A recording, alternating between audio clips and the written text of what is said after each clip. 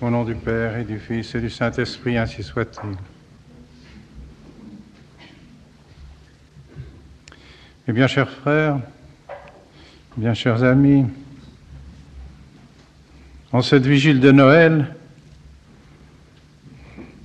comment ne pas penser à la très sainte Vierge Marie? Si Jésus nous est donné, si le Rédempteur de nos âmes est venu parmi nous, c'est bien grâce à la Vierge Marie. C'est bien grâce à son fiat. C'est pourquoi nous voudrions aujourd'hui, chers amis, qui allait être ordonné dans quelques instants par la grâce du bon Dieu, essayer de vous montrer comment Marie est votre mère, d'une manière toute particulière. Car entre Marie et le prêtre, il y a une affinité profonde. En effet, Marie a été choisie pour être la mère du prêtre par excellence, mère du Pontife suprême.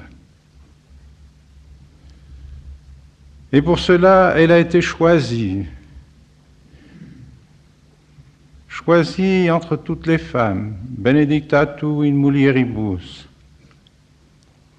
Vous êtes bénie entre toutes les femmes. Ave Maria gratia plena, dit l'ange quand il vient la saluer. Salut Marie, vous êtes pleine de grâce. Si Marie est pleine de grâce au moment où l'ange vient la saluer, c'est que Dieu l'a choisie tout particulièrement. Avec quel soin Jésus a préparé l'âme de sa mère. Avec quel soin il l'a comblée de bénédictions. Et Marie craint, lorsqu'elle entend la parole de l'ange, de ne pas garder sa virginité. Eh bien non, Dieu a tout prévu. Marie demeurera vierge et elle sera mère, mère de Jésus. Et parce qu'elle est la mère de Jésus, elle demeurera vierge. Grande leçon pour vous, mes chers amis. Vous aussi, vous êtes choisis. Non vos me elegistis et ego elegivos. Ce n'est pas vous qui m'avez choisi, mais c'est moi qui vous ai choisi, dit notre Seigneur à ses apôtres. Ego elegivos ut fructum afferatis et fructus vester maneat, pour que vous portiez du fruit et que votre fruit demeure. Oui, vous avez été choisis aussi pour porter un fruit. Et quel sera ce fruit? Notre Seigneur Jésus-Christ. C'est lui aussi que vous allez porter, comme la Vierge Marie. Et c'est pour cela que vous devez tout particulièrement aimer la vertu de chasteté, la vertu de pureté. Et parce que la très sainte Vierge a été choisie, elle a chanté les grandeurs du bon Dieu. Magnificat anima mea Dominum. Et vous aussi, mes bien chers amis, je suis sûr que dans vos cœurs, lorsque vous aurez reçu l'onction sacerdotale et la grâce du sacerdoce par l'imposition des mains de l'évêque et des paroles de la consécration qu'il vous prononcera, vous chanterez la gloire du bon Dieu. Magnificat anima mea Dominum. Quia fecit mihi magna qui potens est. Il a fait de grandes choses en moi, celui qui est tout-puissant. Esurientes revelevit bonis, esurientes. Pauvre, vous devez être pauvre. Si vous voulez être riche, vous devez être pauvre. Vous devez être dans l'indigence, dans le désir des biens éternels. Ce sont ceux qui sont les pauvres qui deviendront les riches, riches de biens spirituels. Et divites dimisit inanes, les riches au contraire, il les renvoie sans rien, les mains vides. Mais non, vos cœurs sont bien disposés, vos cœurs sont ouverts, et je l'espère détachés profondément des choses de ce monde, afin de vous remplir de notre Seigneur Jésus-Christ. Afin que, comme la Vierge Marie, votre âme soit toute disposée à recevoir l'Esprit Saint.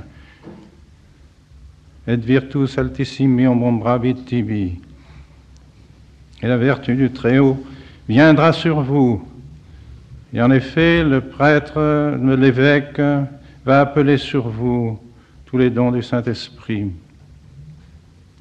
Voilà les affinités que vous avez avec la Vierge Marie. Sans doute, l'Église, la théologie nous apprend que la Vierge Marie n'est pas prêtre. En effet, elle n'assistait pas à la Sainte Seine lorsque notre Seigneur Jésus-Christ a consacré ses prêtres. Mais elle est la mère du prêtre. Et elle a une autre affinité avec le prêtre car elle a préparé la victime de l'autel, la victime qui va être attachée à la croix. Elle l'a préparée pendant toute sa vie. Elle l'a nourrie, elle l'a élevée, elle l'a suivie. On peut presque dire qu'elle l'a conduit jusqu'à la croix, jusqu'à l'autel de la croix. Et vous, mes chers amis, vous aussi, vous devez préparer la victime, vous montrez à l'autel et vous préparerez la victime. Et par les paroles que vous prononcerez à la consécration, vous ferez descendre la victime sur l'autel et elle sera là comme elle était sur la croix, dans un sacrifice non sanglant, mais dans un sacrifice exactement le même.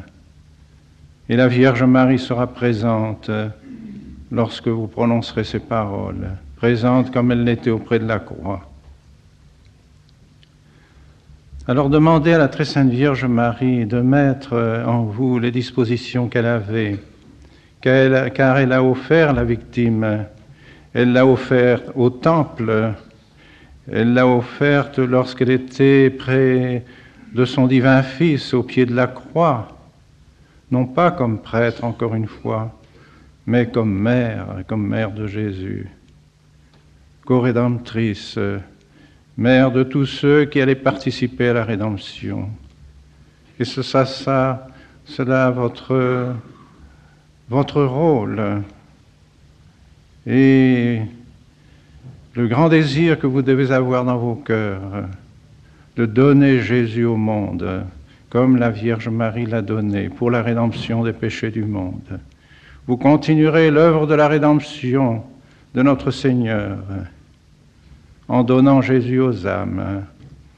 Après avoir prononcé les paroles de la consécration qui réalisent le sacrifice et en même temps réalisent cette seconde réalité mystique et si belle, réalise le sacrement de l'Eucharistie. Et ce sacrement de l'Eucharistie sera fait précisément pour que vous-même, vous participiez à l'état de victime de notre Seigneur Jésus-Christ en communion, mais aussi que vous fassiez participer à cet état de victime tous les fidèles qui viendront vous demander Jésus, demander notre Seigneur Jésus-Christ, pour être eux aussi des victimes et participer à la rédemption de notre Seigneur Jésus-Christ. Comme la grâce du prêtre est grande, et comme vous devez prier la Vierge Marie, prier notre Seigneur Jésus-Christ, de mettre en vous toutes les dispositions nécessaires à faire de bons et de saints prêtres. Plus que jamais, le monde a besoin de ces prêtres. Les fidèles vous attendent.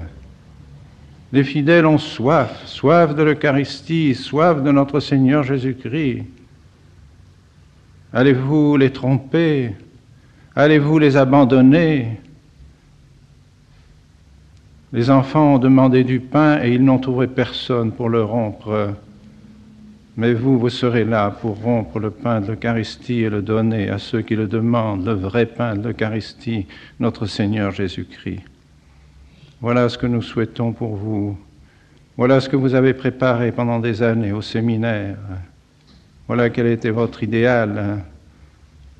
À la fois, vous arrivez au but, mais aussi vous commencez. Vous allez commencer maintenant une nouvelle vie, la vie du prêtre. Et vous demanderez à la très sainte Vierge Marie d'être votre mère, d'être aussi la mère du prêtre que vous êtes, puisque vous êtes, par la grâce du sacerdoce, rattaché intimement à notre Seigneur Jésus-Christ prêtre. Marie devient votre mère, par le fait même. Vous ne pouvez plus être prêtre sans être encore davantage fils de Marie. Alors nous allons prier tous ensemble, n'est-ce pas, mes bien chers frères, pendant cette cérémonie si touchante et si émouvante. C'est certainement, dans toute la liturgie de l'Église, l'une des cérémonies les plus belles et les plus expressives de la vie de l'Église. Faire des prêtres. Que serions-nous sans prêtres ? Et par conséquent, si l'Église continue à donner des prêtres, c'est que l'Église est encore vivante. C'est que l'Église veut continuer son œuvre de rédemption, l'œuvre de rédemption de ce que notre Seigneur Jésus-Christ lui a confié. Alors rendons grâce à Dieu qui nous donne encore des prêtres et demandons que ces prêtres soient de vrais fils de Marie, au nom du Père et du Fils et du Saint-Esprit, ainsi soit-il.